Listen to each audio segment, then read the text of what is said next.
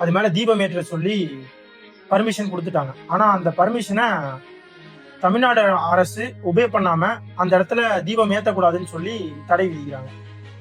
வணக்கம், நான் உங்க நிதிஷ் முரளிமோகன்.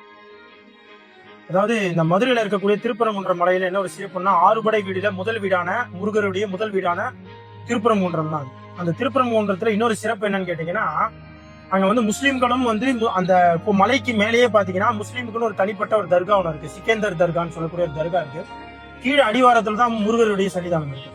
இங்க பாத்தீங்கன்னா அது மட்டும் தான் இருக்கானா, அது இல்ல. அதாவது கீழே வந்து முருகர் கோயில், முருகருடைய சன்னிதானம். அதுக்கு மேல வந்து விநாயகர் கோயில்.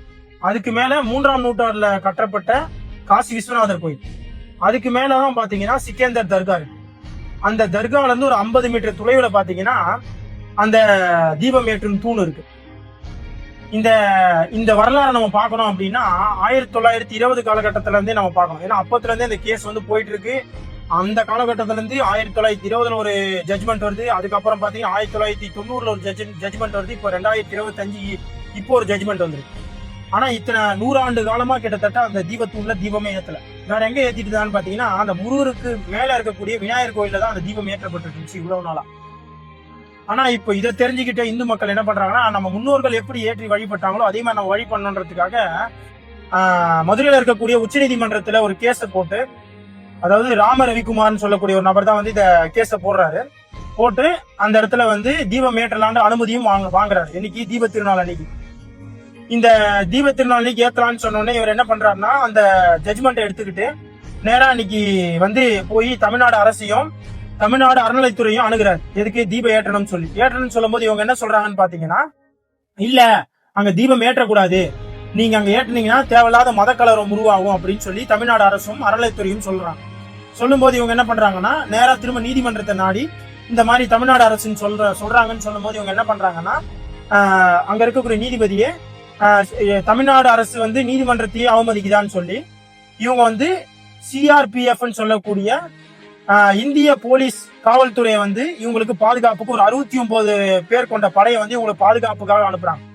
அனுப்பும்போது அந்த காவல் படையோட வந்து இவங்க வந்து அந்த கோயிலை அணுகுறாங்க தீபம் ஏற்றணும்னு.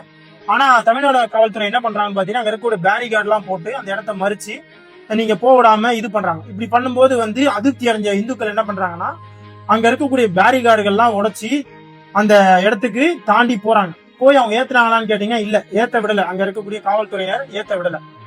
இத பத்தி வந்து நம்ம அங்க இருக்கக்கூடிய ஊர் மக்களை கேட்கும்போது அங்க ஊர் மக்கள் என்ன சொல்றாங்கன்னு பாத்தீங்கன்னா, அதாவது இவங்க ஜட்ஜ்மெண்ட் எடுத்துட்டு வராங்க. அதாவது உண்மையா முதல்ல வந்து இது உண்மையா அந்த விஷயம் நம்மளுடைய முன்னோர்கள் அங்க ஏத்திட்டு இருந்தாலும் அப்படின்னு அந்த ஊர் மக்களை கேட்கும்போது அவங்க என்ன சொல்றாங்கன்னா, ஆமா இது உண்மைதான், அழகருடைய மலை மேல வந்து அங்க தீபம் ஏற்றுவாங்க. அந்த தீபத்தை பார்த்துதான் இங்க நம்ம வீடுகள்ல வந்து கார்த்திகை திருநாள் வந்து ஆரம்பிச்சிருச்சுன்னு சொல்லி தீபம் வரிசையா எல்லா வீடுகளையும் ஏற்ற ஆரம்பிப்பாங்க. அதே மாதிரிதான் முருகருடைய மலை மேலேயும் வந்து தீபம் ஏற்றப்படும். அப்போ இந்த தூண்ல அதை பார்த்துதான் நாங்க எல்லாரும் வீட்டுகள்ல விளக்கு ஏற்றுவோம் அப்படின்னு சொல்லி சொல்றாங்க. ஆனா இதுக்கு எதிராக தமிழ்நாடு அரசு என்ன சொல்றாங்கன்னு பாத்தீங்கன்னா, அது தீபத்தூணே கிடையாது, அது ஒரு நில அளவு தூண் அப்படின்னு சொல்லி சொல்றாங்க. அதே மாதிரி இன்னொரு விஷயம் என்னன்னு பாத்தீங்கன்னா, இன்னொரு கருத்தும் அங்க இருக்கக்கூடிய மக்கள் பதிவு பண்றாங்க. என்னன்னா, முதல்ல அவங்க ஜட்மெண்ட் வாங்கிட்டு வரும்போதே நம்ம அலோவ் பண்ணியிருந்தோம் அப்படின்னா அவங்க பாட்டுக்கு மேல போய் இது வந்து முஸ்லீமும் சொல்றாங்க, இந்துக்களும் சொல்றாங்க, கிறிஸ்டின்ஸ் எல்லா இன மக்களும் சொல்றாங்க. இந்த ஊர்ல இருக்கக்கூடிய முதல்ல ஜட்மெண்ட் வாங்கிட்டு வரும்போதே நம்ம அலோவ் பண்ணியிருந்தோம் அப்படின்னா அவங்க பாட்டுக்கு மேல போய் அந்த ஜீபத்தை ஏத்திட்டு அரோகரான்னு சொல்லி கோஷம் போட்டுட்டு கீழே இறங்கி வந்திருக்க போறாங்க. அப்படி இல்ல, நீங்க வந்து அவங்க ஏதோ பிரச்சனை பண்ணுவாங்க அப்படின்னு சொல்றீங்க அப்படின்னா கூட நீங்க வந்து அந்த தர்காவை சுத்தி ஒரு பேரிகார்டு போட்டு போலீஸ் படையின ஏற்பாடு பண்ணி அங்க வந்து தடை பண்ணி நின்று இருக்கலாம். ஏன்னா அங்க யாரும் உள்ள போகாத மாதிரி. ஆனா அது எதுவுமே பண்ணாம இங்க கீழே வந்து பேரிகார்டு எல்லாம் போட்டுறதுனால அதிர்ச்சி அடைஞ்ச இந்துக்கள் என்ன பண்றாங்கன்னா, இந்த பேரிகார்டு எல்லாத்தையும் உடைச்சிக்கிட்டு இங்க இருந்து மேல ஏறி போறாங்க. ஆக மொத்தத்துல அங்க இருக்கக்கூடிய மக்களுடைய எல்லாருடைய கோரிக்கைகள் என்னன்னா, இந்துக்கள் வந்து அந்த இடத்துல வந்து தீபம் ஏற்றணும் அப்படின்னு சொல்லி அங்க இருக்கக்கூடிய மக்கள்கள் சொல்றாங்க.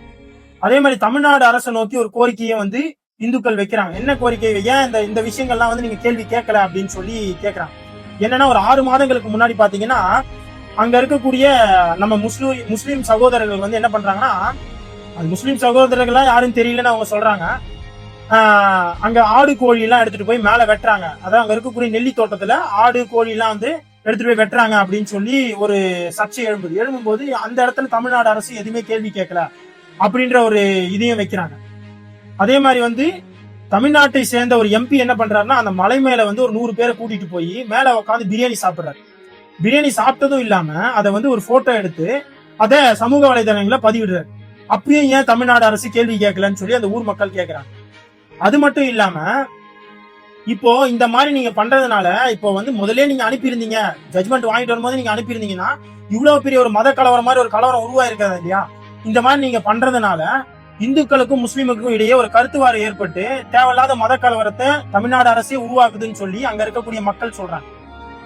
அது மட்டும் இல்லாம இன்னொரு பதிவும் அவங்க பதிவு வைக்கிறாங்க. என்ன, இந்த அதாவது இந்து மக்கள் இந்த மாதிரி பிரச்சனைகள்லாம் வந்து ஏன் உருவாக்குறீங்க அப்படின்ற கேள்வியும் வந்து அந்த ஊர் மக்களும் இந்துக்களும் அதை வழிபடக்கூடிய அந்த தெய்வத்தை வழிபடக்கூடிய டிஓடிஸும் இந்த கேள்வி எழுப்புறாங்க.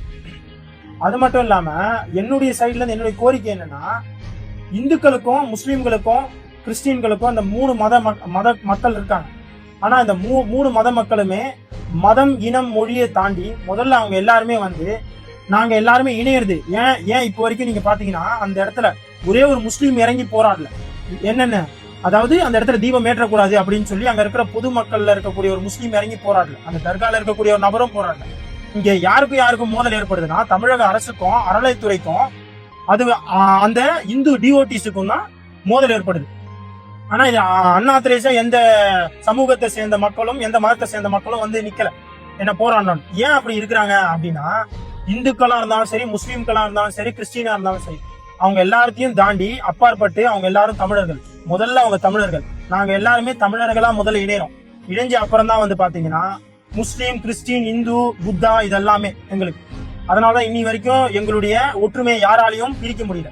அது மட்டும் இல்லாம அந்த மக்கள் இன்னொரு கருத்தையும் முன்வைக்கிறாங்க. என்ன முன்வைக்கிறாங்கன்னா, முஸ்லீம் கிறிஸ்டினுக்கு வந்து நாங்க ஆதரவு தெரிவிக்கிறோன்ற விதத்துல எங்க ஓட்டுக்காக நீங்க இதெல்லாம் பண்றீங்கன்றத அங்க இருக்கக்கூடிய கிறிஸ்டின் மக்களும் இந்து மக்களும் முஸ்லீம் மக்களும் இதை முன்வைக்கிறாங்க.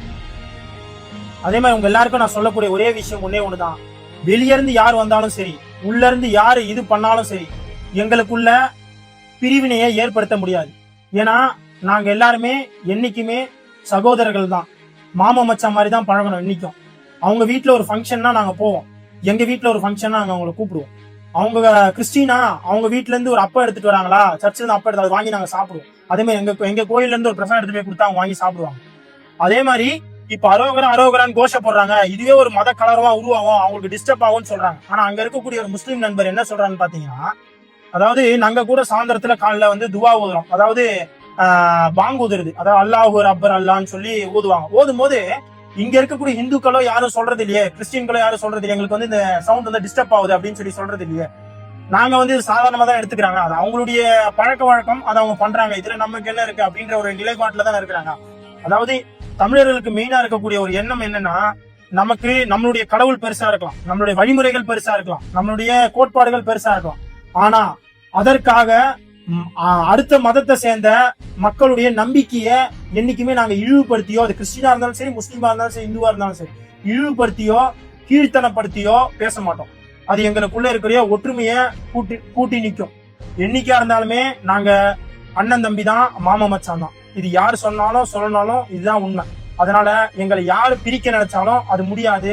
எங்களை வச்சு யார் அரசியல் பண்ணாலும் நாங்க ஒற்றுமையா தான் இருப்போம். என்னுடைய தனிப்பட்ட கோரிக்கை என்னன்னா, அங்க பாத்தீங்கன்னா இப்ப தீபம் ஏற்றணுன்றதுக்காக வெறும் இந்துக்கள் தான் அங்க போராடிட்டு இருக்காங்க.